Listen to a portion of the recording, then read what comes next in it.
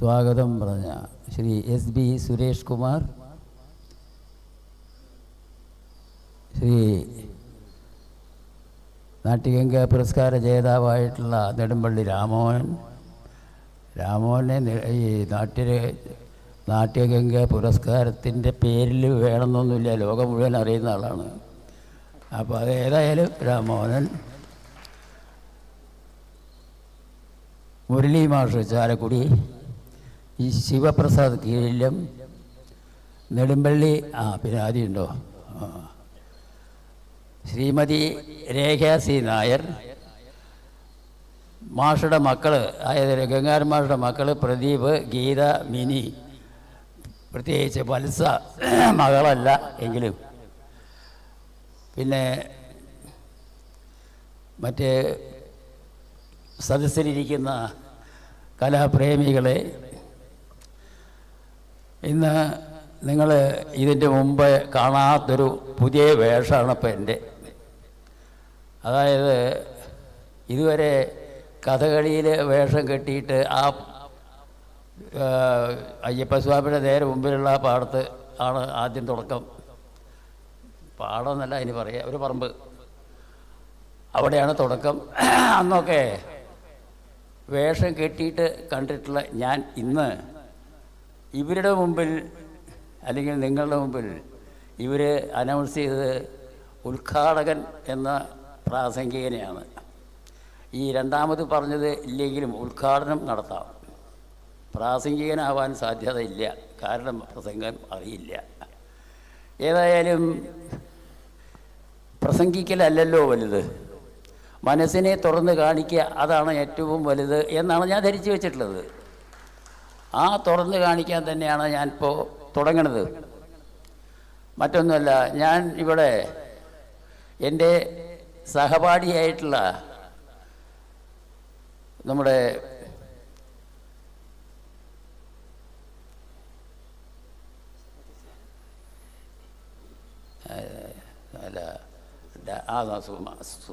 സുമതി, എനിക്ക് പേര് പെട്ടെന്ന് കിട്ടുന്നില്ല. കിട്ടാത്തതിൻ്റെ കാരണം നിങ്ങൾ തെറ്റിദ്ധരിക്കരുത്, ഈ പ്രായം കുറവാകുക കാരണം ഓർമ്മ ശരിക്കും കിട്ടുന്നില്ല, അതുകൊണ്ടാണ്, വേറെ ഒന്നും ഉണ്ടായിട്ടല്ല. അപ്പോൾ ഏതായാലും സുമതി ടീച്ചർ എന്ന് പറയണം. എന്താ വെച്ചാൽ ഞാൻ എൻ്റെ ടീച്ചറല്ല, എൻ്റെ സഹപാഠിയാണ്. പിന്നെ ആശാശരത്ത്, പിന്നെ കൃഷ്ണൻകുട്ടി, അവരുടെ ആശാശരത്തിൻ്റെ അച്ഛനും സുമതിയുടെ ഭർത്താവുമായിട്ടുള്ള കൃഷ്ണൻകുട്ടി മേനോൻ, ഇവരെയൊക്കെ ആയിട്ടാണ് നല്ല പരിചയം ആദ്യം മുതൽക്കേ ഉള്ളത്. അത് കഴിഞ്ഞു കഥകളിക്ക് വേണ്ടിയിട്ട് വന്നു തുടങ്ങിയപ്പോൾ ഗംഗാരൻ മാഷെ നിങ്ങളൊന്നും മറക്കാത്തൊരു മഹാനുഭാവനാണ് ഗംഗാരൻ മാഷ് എന്നറിയാം. പക്ഷേ കഥകളിക്കാരായിട്ടുള്ള ഞങ്ങളാരും ഒരിക്കലും മനസ്സിൽ നിന്ന് വേർപെടുത്തി കളയാൻ പറ്റാത്തൊരു മഹൽ വ്യക്തിയാണ് ഗംഗാരൻ മാഷ്. പ്രത്യേകിച്ചും എൻ്റെയും ഉണ്ണികൃഷ്ണക്കുറുപ്പിൻ്റെയും എന്നൊക്കെ അങ്ങനെ പറയാം. ഏതായാലും പ്രത്യേകിച്ചും അതായത് വീട്ടിലൊക്കെ എന്നെ ക്ഷണിക്കാൻ വരും. അതായത് ഒരു ത്രിമൂർത്തികളാണ് വരിക. ഒന്ന് ഗംഗാരൻ മാഷ്, ഒന്ന് രാജൻ സ്വാമി, ഒന്ന് നമ്മളുടെ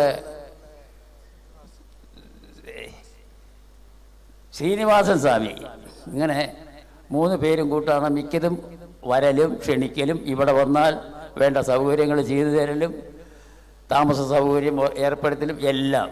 അതിൽ ഈ ഗംഗാരൻ മാഷ് തൻ്റെ പ്രായത്തിനെ അവഗണിച്ചും കൊണ്ടാണ് അദ്ദേഹം ഈ കഥകളിക്കാരുടെ കൂടെ നിന്നിട്ട് അവർക്ക് വേണ്ട സൗകര്യങ്ങളൊക്കെ ചെയ്തു കൊടുത്തിരുന്നത്. അപ്പോൾ അതുകൊണ്ട് എന്തുണ്ടെന്ന് വിചാരിച്ചാൽ കഥകളിയെ സംബന്ധിച്ച് എന്താണ്, എങ്ങനെയാണ്, എന്തൊക്കെ ഉണ്ട് അതിൽ എന്നുള്ള വിശദ വിവരങ്ങൾ അന്ന് കളി കാണാൻ വരുന്ന, ഞാൻ പറഞ്ഞില്ലേ ആ പറമ്പിൽ, നിങ്ങൾക്കറിയാം ആ പറമ്പിലത്തെ ഇപ്പം ഇന്ന് അതിയാണ് റോഡൊക്കെ ശരിക്കും, ഇപ്പം മുഴുവൻ എനിക്കറിയില്ല ഇപ്പം, പക്ഷേ ഇപ്പോൾ ഇതിലാണ്, ഹാളിലാണ് അല്ലേ, ഇപ്പോൾ ഹാളിലാണ്. ഏതായാലും അവിടെ ആ പറമ്പ് നിറയെ ആൾക്കാരാണ്. അത് ഞാനിങ്ങനെ കണ്ടിട്ടുള്ളത് നമ്മളുടെ തൃശ്ശൂർ പൂരപ്പറമ്പിൽ വെടിക്കെട്ട് സമയത്ത് ആൾക്കാർ നിൽക്കുന്നത്. അതേമാതിരി തന്നെ ആ പൂരപ്പറമ്പിൽ നിറഞ്ഞു നിൽക്കുന്ന ആൾക്കാരെ പോലും കവച്ച് വയ്ക്കത്തക്കവണ്ണം ആയിരുന്നു ഇവിടുത്തെ, അതായത് ഈ എന്താ സ്ഥലപ്പേര്, പെരുമ്പാവൂര് കഥകളി എന്ന് പറഞ്ഞാൽ പല ദിക്കിന്നും ആൾക്കാർ വന്ന് നിറയും. ഞാൻ നേരത്തെ പറഞ്ഞ തന്നെയാണ്, മറവി കുറേശ്ശുണ്ട്. അപ്പോൾ തെറ്റിദ്ധരിക്കേണ്ട, എന്താ ഈ ഇങ്ങനെ ഒരു പരിങ്ങൽ എന്ന് ഇതാണ് മറവികാരനെ കൊണ്ടാണ്. പെരുമ്പാവൂർ കഥകളി എന്ന് പറഞ്ഞാൽ കൊല്ലത്തിലൊരിക്കൽ എങ്കിൽ പോലും അന്ന് ഇവിടെ ആ പറമ്പിൽ നിറച്ച് ആൾക്കാർ, ഈ നാട്ടുകാരെ ഉണ്ട്. പക്ഷേ അല്ലാതെ തന്നെ ഒരുപാട് അകലെ നിന്ന് തിരുവനന്തപുരത്ത് നിന്ന് പോലും വന്നിട്ട്, കണ്ണൂരിൽ നിന്ന് ഒക്കെ വന്നിട്ട് കളി കാണാൻ വന്നിട്ടുള്ള ആൾക്കാർ ധാരാളമുണ്ട്. എന്താ അതിന് കാരണം വിചാരിച്ചാൽ, ഇവിടുത്തെ കളി എന്തായാലും വലിയ ഗംഭീരാവുന്നത് അവർ ഈ വരുന്ന ആൾക്കാർക്കൊക്കെ അറിയാം. അവർ ആ പ്രതീക്ഷയോട് കൂട്ടാനാണ് വരുന്നത്. അപ്പോ ആ പ്രതീക്ഷയ്ക്ക് വിപരീതമായിട്ട് കലാകാരന്മാര് നിൽക്കാറില്ല. അവരതിനു വേണ്ടി തന്നെ സ്വന്തം ആത്മാവിനെ അർപ്പണ മനോഭാവത്തോടു കൂടി തന്നെ പ്രത്യക്ഷത്തിൽ കാഴ്ചവെച്ചുകൊണ്ട് തന്നെ ശാരീരികമായും മാനസികമായും എല്ലാ അവശതകളും തീർത്ത് മനസ്സിൽ നിന്ന് മാറ്റി കളഞ്ഞ് ആണ് രംഗത്ത് അവതരിപ്പിക്കാറ്. അതിൽ ഞാനും പോലും അല്ല, അതാണ് അതിൻ്റെ പറഞ്ഞതിൻ്റെ അർത്ഥം. ഏതായാലും ഇതിനൊക്കെ പ്രോത്സാഹനം തന്ന് ഞങ്ങളെയും വളർത്തിക്കൊണ്ടുവന്നത് വെങ്ങാരം മാഷും പിന്നെ മറ്റേ പറഞ്ഞ രണ്ട് സ്വാമിമാരും, രാജസ്വാമിയും അന്ന് ശ്രീനിവാസ സ്വാമി. ഏതായാലും അത് നല്ല കാര്യം ആയിരുന്നു. ആർക്ക്? ഞങ്ങൾക്കും. അതേമാതിരി തന്നെ ആസ്വാദന ശേഷി ഇല്ലാത്ത ആസ്വാദകർക്ക് കൂടി അങ്ങേറ്റം പ്രചോദനമായി തീർന്നിരുന്നു. അപ്പൊ എന്തിനാന്ന് വിചാരിച്ചിട്ടുണ്ടെങ്കിൽ ഈ ആസ്വാദന ശേഷി വർദ്ധിപ്പിക്കാൻ അന്നത്തെ ഈ ത്രിമൂർത്തികളെന്ന് ഞാൻ പേര് പറയാൻ കാരണം അവരാണ് ഞങ്ങൾക്ക് മാത്രമല്ല നാട്ടുകാർക്കും കൂടി, നാട്ടുകാരുടെ കൂടി സേവനങ്ങൾ അനുഷ്ഠിച്ച് പ്രവർത്തിച്ചിരുന്നത്. അപ്പോ അവരുടെ പേരാണ് മുമ്പേ പറയേണ്ടതെന്ന് എനിക്ക് തോന്നാൻ കാരണം അവരുടെ ശ്രമം മുഴുവൻ കഥകളി ഗംഭീരാവണം, ആ ഗംഭീരാവത്തക്കവണ്ണം അതിന് വേണ്ട ആൾക്കാരെയൊക്കെ വിളിക്കണം എന്നുള്ള മനോഭാവം. അത് അപ്പോ ആ മനോഭാവം കാരണം കൊണ്ട് കലാകാരന്മാരായിട്ടുള്ള എന്നെ പോലുള്ള ചില ആൾക്കാർക്ക് ധാരാളം പരിപാടി കയറ് ഇവിടെ ശരിക്കും അധ്യക്ഷൻ പറഞ്ഞ തന്നെ ഇവിടെ കഥകളി ഉണ്ടോ? ഞാനുണ്ട്, പിന്നെ വേണം, അത് നിർബന്ധമാണ്. അതായത് ഗോപിയാക്കാനല്ല, ഗോപി കളിക്കാനാണ്. അപ്പോ അതെന്തിന്റെ അദ്ദേഹത്തിന്റെ എന്നോടുള്ള സ്നേഹം അദ്ദേഹത്തിന് മാത്രമല്ല എന്നർത്ഥം. അദ്ദേഹത്തിന് മാത്രമല്ല, ഇവിടുത്തെ മറ്റ് ജനങ്ങൾക്കൊക്കെ എന്നെ വലിയ ഇഷ്ടമായിരുന്നു. ഇപ്പൊ അല്ലാതെ ഞാൻ പറയുന്നില്ല. പക്ഷെ എങ്കിലും ശരി, ഈ സ്നേഹം കൊണ്ട് ആൾക്കാരെ വീർപ്പൂട്ടിച്ചുകൊണ്ട് അവർക്ക് കഥകളി ആസ്വദിക്കാനുള്ള കഴിവ് ഉണ്ടാക്കി തീർക്കാൻ വേണ്ടിയിട്ട് അവരങ്ങേറ്റം ശ്രമിച്ചിരുന്നു. ഞാൻ ഈ കഥകളി ക്ലബിന്റെ പേരിലും കൂടി രണ്ടു വാക്ക് പറയണ എന്താന്ന് വിചാരിച്ചാൽ, കഥകളി ക്ലബ്ബ് ഈ തുടങ്ങിയിട്ടത് കഥകളി ആസ്വാദകരെ വർദ്ധിപ്പിക്കാൻ, ഉണ്ടാക്കി തീർക്കാൻ വേണ്ടിയുള്ള ശ്രമം ആണ് എന്നുള്ളത് ആണ് ധരിച്ചു വെച്ചിട്ടുള്ളത്. എല്ലാ കഥകളി ക്ലബ്ബും അങ്ങനെയാണ് ധരിച്ചു വെച്ചിട്ടുള്ളത്. അത് നമ്മൾ ചാലക്കുടി മുരളിമാഷോടെ ഇവിടെ പറഞ്ഞു തരികയും ചെയ്യും. അപ്പോൾ എന്തിട്ട് നമുക്ക് ആസ്വാദന ശേഷി വർദ്ധിപ്പിക്കണമെങ്കിൽ എന്ത് വേണം? അത് എന്താണ് പോംവഴി? ഒരു ദിവസം ഒരു ലെക്ചർ ഡെമോൺസ്ട്രേഷൻ നടത്തിയുള്ളൂ, അതിൻ്റെ കഥാസാരം പറഞ്ഞ് മനസ്സിലാക്കി കൊടുത്തതുകൊണ്ടോ, പ്രത്യേകിച്ച് അത് ഒരു ദിവസം ഒരു ഒരു പ്രഭാഷണം നടത്തി മനസ്സിലാക്കാൻ ശ്രമിച്ചതുകൊണ്ടോ മാത്രം അത് അങ്ങനെ ശരിയാവില്ല. അപ്പൊ എന്ത് വേണം എന്ന് വിചാരിച്ചാൽ, ഈ അറിയാവുന്ന ആസ്വദിക്കാൻ കഴിവുള്ള ആൾക്കാർ ഉണ്ടാവും. അവർക്ക് ആവശ്യമില്ല എങ്കിൽ കൂടി ഇന്ന് ഇപ്പോ ഉത്തരായ സ്വയംവരം നടക്കും. ഈ ഉത്തരായ സ്വയംവരത്തിന്റെ കഥ മാത്രം പറഞ്ഞാൽ പോരാ, അതിൻ്റെതായിട്ടുള്ള ആ ഓരോരോ രംഗങ്ങൾ ഇപ്പൊ വേണമെന്നല്ല ഞാനുണ്ട്. ഇത് കാലത്ത് നടത്തിയിട്ട് അവരുടെ ഒരു അനുഗ്രഹമായി തീരും. ആ കാലത്ത് അതിനെ സംബന്ധിച്ച് പറഞ്ഞ് മനസ്സിലാക്കി കൊടുത്തുകൊണ്ട് അതിന് ആസ്വാദകരുണ്ടായി എന്ന് വിചാരിച്ചാൽ അങ്ങനെ ആദ്യം ഉണ്ടായില്ലെങ്കിലും പിന്നീട് ഉണ്ടാകുമ്പോൾ അവർക്ക് കുറേശ്ശെ അത് ഇന്നതാണ് അതിനെ കാണണം എന്നുള്ള ആഗ്രഹം തുടങ്ങും. അപ്പോൾ അതുകൊണ്ട് ആസ്വാദന ശേഷി വർദ്ധിപ്പിക്കാൻ അത് രണ്ട് കാര്യമാണ്. കഥകളി ആസ്വാദനം അതിന് ശേഷി ഉണ്ടാക്കി തീർക്കുക. മറ്റൊന്ന് കഥകളി ക്ലബുകൾക്ക് മൂല്യം വർദ്ധിപ്പിക്കാൻ അതും ഒരു ഉപകാരപ്രദമായിട്ടുള്ള കാര്യങ്ങളാണ്. അപ്പോൾ ആസ്വാദന ശേഷി വർദ്ധിക്കുന്നതോറും ആൾക്കാരെ മെമ്പർമാരായിട്ട് കൂടും. അപ്പോൾ കഥകളി ക്ലബിന്റെ ആ വളർച്ചയും കൂടി വരും. അപ്പോൾ സന്തോഷവും കൂടി വരും. അപ്പം അതുകൊണ്ട് അതിന് പ്രത്യേകം പോംവഴി എങ്ങനെയെന്നുള്ളത് ഞാൻ പറഞ്ഞു തരാൻ ശക്തനല്ല. പക്ഷെ എങ്കിലും ശരി, അത് എങ്ങനെ വേണം, എങ്ങനെയായാലും കൂടുതൽ ഫലപ്രദമാവുക എന്ന് നോക്കിക്കൊണ്ട് പ്രവർത്തിച്ചിട്ട് ആസ്വാദന ശേഷി വർദ്ധിപ്പിക്കാനുള്ള അതിന് ആ വർദ്ധിപ്പിച്ച ആൾക്കാരെ നമ്മളുടെ ക്ലബിലേക്ക് വശീകരിച്ച് കൊണ്ടുവരാനുള്ള ശ്രമം ഇതിൽ ഇപ്പോൾ പ്രസാദ് പോലീസാണ്. എങ്കിൽ പോലും വേറൊരു കാര്യം എന്താ വെച്ചാൽ എല്ലാ കളികളും കേൾക്കാറുണ്ട്. എല്ലാ കളികൾക്കും മെത്തലിന്റെ കാര്യം എന്താ കഥകളി കണ്ടാൽ മനസ്സിലാവും. അതുകൊണ്ട് അത് അദ്ദേഹം മനസ്സിലാക്കിക്കൊണ്ട് തന്നെയാണ് കാണുന്നത്. അതേമാതിരി തന്നെ അദ്ദേഹത്തിന്റെ കൂടെ എപ്പോഴും ഉണ്ടാവുന്ന ധാരണി സുരേഷ് പിഷാരി അല്ല, ഇവർ രണ്ടുപേരും ഏത്തക്കോഞ്ഞിന്റെ ഈ ആമമാരിയാണ് അല്ല. അപ്പൊ ഒപ്പുണ്ടാവും എപ്പോഴും. അപ്പൊ അതുകൊണ്ട് എന്തുണ്ടെന്ന് വിചാരിച്ചിട്ട് അല്ല, ഞാൻ അവരെ കുറ്റല്ല പറയുന്നത്. അവർ എവിടെ കഥകളി ഉണ്ടെങ്കിലും കാണാൻ പറ്റും.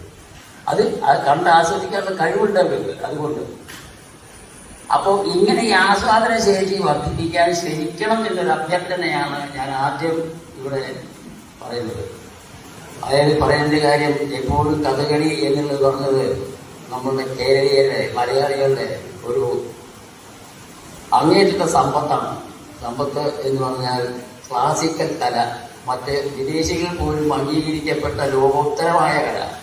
ആ കലയെ അങ്ങേറ്റം വളർത്തിക്കൊണ്ടുവരേണ്ട ചുമതല മലയാളികളായ നമ്മൾക്ക് ഉണ്ടാവണ്ടേ.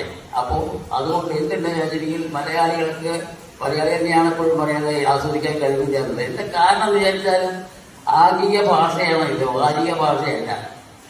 ഇപ്പോ ആംഗിക ഭാഷ ആയതുകൊണ്ട് അത് മനസ്സിലാക്കി കൊടുക്കാൻ എന്തൊക്കെ മാർഗങ്ങളുണ്ട് എന്ന് ആലോചിച്ച് അത് പ്രതിഫലിപ്പിച്ചു കാണിക്കാൻ അങ്ങേറ്റവും സന്നദ്ധരാകുക, അതാണ് ആവശ്യം. അതെങ്ങനെയൊക്കെ വേണമെന്ന് ആലോചിച്ച് തീരുമാനിക്കേണ്ട കാര്യമാണ്. അപ്പോ എന്തിട്ടെന്ന് വിചാരിച്ചിരിക്കുന്നത് അതിനാണ് ഞാൻ ഈ ഗംഗാരം ഭാഷയെ ഒരു കാലത്തും ഞങ്ങൾക്ക് തന്ന കഥകളിക്കാർക്ക് പ്രത്യേകിച്ച് മറ്റുള്ള കലകളെ സംബന്ധിച്ച് അദ്ദേഹം ആസ്വദിക്കുന്നില്ല എന്നൊന്നല്ല പറയുന്നത്. പക്ഷേ കഥകളി അദ്ദേഹത്തിന്റെ ജീവനാണ്. അദ്ദേഹം പറയുന്നത് ഇപ്പോൾ ഞാൻ നേരത്തെ പറഞ്ഞു കൊണ്ടുവന്നത് അവിടെ വെച്ചേ ഉള്ളൂ. അതായത് വിദേശികളടക്കം ഈ ലോകോത്തര കല എന്ന് പറഞ്ഞ്, അതായത് ഈ കലയെ കവച്ച് വെക്കാൻ, കഥകളിയെ കവച്ച് വെക്കത്തക്കവണ്ണം മറ്റൊരു കലയും ഇല്ല എന്ന് തർപ്പിച്ച് പറയണമെങ്കിൽ അതിൽ എന്തൊക്കെ ഉണ്ട് എന്നുള്ളത് ആലോചിച്ച് മനസ്സിലാക്കേണ്ട കാര്യങ്ങളേ ഉള്ളൂ. എല്ലാം ഉള്ളത് ഇതിലിപ്പോൾ വേറൊരു കാര്യമുള്ളത്, ഒരു സംഗീതം നമ്മൾ കഥകളി സംഗീതമായാലും വേണ്ടില്ല, മറ്റൊരു സംഗീതമായാലും വേണ്ടില്ല, പാട്ട് കേൾക്കുമ്പോൾ ചിലപ്പോൾ ലളിത സംഗീതമായാലും പ്രത്യേകിച്ച് പറയാനുമില്ല.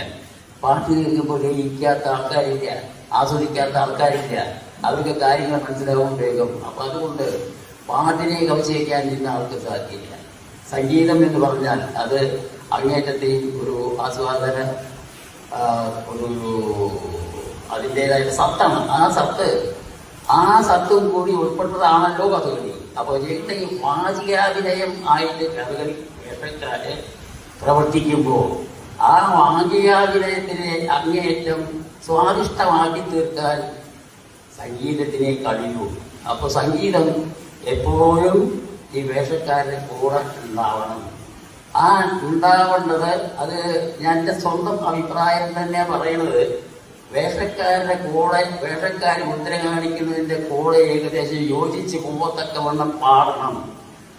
അതായത് സംഗീതത്തിന്റെ മാത്രം വഴികൾ എടുക്കാം. ഇന്ന് നെടുമ്പള്ളി രാമമോഹനൻ ഇവിടെ സംഗീത കച്ചേരി നടത്തി. അത് അദ്ദേഹത്തിന്റെ മാത്രമല്ല, സംഗീത കച്ചേരി കച്ചേരിയാണ് നടത്തുമ്പോൾ ഇഷ്ടമനുസരിച്ച് അതിനെ മുന്നോട്ട് പാടിക്കൊണ്ടുപോകും. വേഷം കെട്ടി അരങ്ങത്ത് പ്രവർത്തിക്കുമ്പോൾ അങ്ങനത്തെ ഇഷ്ടം നോക്കാൻ പറ്റില്ല എന്നല്ല, മുദ്രയ്ക്ക് അനുസരിച്ച് കഴിയുന്നതും പാടണം. ആ പാടുമ്പോൾ എന്തുണ്ടെന്ന് വിചാരിച്ചാൽ കണ്ടിരിക്കുന്ന ആൾക്കാർക്ക്, ആസ്വാദകർക്ക് അങ്ങേറ്റം ആസ്വദിക്കാൻ സാധിക്കുന്ന ഒരു വഴിയാണ് എന്നുള്ളത് ഞാൻ പ്രതീക്ഷിക്കുന്നു. അപ്പോൾ അതുകൊണ്ട് അവർ അങ്ങനെ പാടില്ല എന്നൊന്നുമല്ല ഞാൻ ഈ പറഞ്ഞു കൊണ്ടുവന്നത്. അത് രണ്ടും കൂടി യോജിച്ചാലാണ് കഥകളിക്ക് ശരിക്ക് ജീവൻ കിട്ടൂ. അതിൻ്റെ കൂടെ തന്നെ ആണ് പക്കമേളക്കാരും വെച്ചാൽ ചെണ്ടയും മദ്ദനും ഒക്കെ അനുസരിച്ച് കൂടെ യോജിച്ച് പോകേണ്ടത് തന്നെയാണ്. അങ്ങനെ കൂടെ പോയിക്കൊണ്ടിരിക്കുമ്പോൾ ആസ്വാദകരെ വർദ്ധിപ്പിക്കാൻ സാധിക്കും. ആ ആസ്വാദകർക്ക് എന്താണ് വേണ്ടതെന്ന് വെച്ചാൽ, നമുക്കിപ്പോൾ വിശന്നിരിക്കുമ്പോൾ എന്തെങ്കിലും ഒരു ലേശം ഭക്ഷണം കൊടുത്താലോ അല്ലെങ്കിൽ കുറച്ച് പറ്റണ വെള്ളം കുടിക്കാൻ കൊടുത്താലോ അങ്ങനല്ലേ, ആ ദാഹം തീർന്നാൽ ഒരു ശമനം കിട്ടും. അപ്പോൾ അങ്ങനത്തെ ആ ശമനം കിട്ടത്തക്കവണ്ണം പ്രവർത്തിക്കാൻ ഒരു സന്നദ്ധത കാണിക്കാൻ ഈ കഥകളിയിലത്തെ മെമ്പർമാർ അത് നടത്തിക്കൊണ്ടുപോകുന്ന ആൾക്കാർ എല്ലാവരും ഒരേമാതിരി ഒറ്റക്കെട്ടായിട്ട് ശ്രമിച്ച്, അതായത് ഗംഗാരം മാഷെ പോലെ ഇത്രയും പ്രഗത്ഭനായ ആ വ്യക്തിയെപ്പോലെ ആ ആത്മാർത്ഥതയുള്ള, അതായത് കലയെ സംബന്ധിച്ച് കഥകളിയെ സംബന്ധിച്ച് ജീവൻ ബലിയർപ്പിച്ച എന്ന് തന്നെ പറഞ്ഞാൽ തെറ്റില്ല. അത്രയ്ക്കും പ്രഗത്ഭനായിട്ടുള്ള ആ മഹാനുഭാവൻ്റെ ഓർമ്മകളെ പുതുക്കാൻ ഈ സന്ദർഭം ഏറ്റവും ഉദാത്തമായിട്ടുള്ളതാണ് എന്നുള്ളത് പറയാതിരിക്കാൻ വയ്യ. അദ്ദേഹത്തിനെ ഒരിക്കലും മറക്കാൻ ഈ പെരുമ്പാവൂരുള്ള ആൾക്കാർ മാത്രമല്ല, കഥകളി കാണാൻ അറിയാവുന്ന ആൾക്കാർ മുഴുവനെ അദ്ദേഹത്തിനെ ഓർമ്മിക്കും. അദ്ദേഹത്തിനെ ഓർമ്മിക്കാൻ പ്രത്യേകിച്ച് പറയേണ്ടതില്ല. മാത്രമല്ല, അദ്ദേഹം വാചാലനല്ല. അദ്ദേഹം വാചാലനായിക്കൊണ്ട് ആരെയും സ്വാധീനിച്ച് ഒന്നുമില്ല. അദ്ദേഹത്തിൻ്റെ ആ മൃദുവായിട്ടുള്ള പുഞ്ചിരിയോട് കൂടിയിട്ടുള്ള വർത്തമാനം ഏതൊരു ശോഷിച്ച, ഏതൊരു വിഷമതകൾ അനുഭവിച്ച് വരുന്ന കലാകാരന്മാരെയും അങ്ങേയറ്റം കഥകളി കാണാൻ ആസ്വദിക്കാൻ തയ്യാറായിട്ട് വരുന്ന പ്രേക്ഷകരെയും അങ്ങേയറ്റം ഉത്സാഹഭരിതരാക്കി തീർക്കാൻ ഗംഗാരം മാഷെ പോലെ പ്രവർത്തന ശൈലി മറ്റുള്ളവർക്ക് എല്ലാവർക്കും ഇന്ന് നടത്തിക്കൊണ്ടിരിക്കുന്ന കഥകളി ക്ലബിൻ്റെ എല്ലാ പ്രവർത്തകർക്കും ഉണ്ടാവട്ടെ എന്ന് ഞാൻ പ്രാർത്ഥിച്ചുകൊണ്ട് അദ്ദേഹത്തിൻ്റെ ആത്മാവിന് നിത്യശാന്തി നേർന്നുകൊണ്ട് തൽക്കാലം നിർത്തുന്നു. നന്ദി, നമസ്കാരം.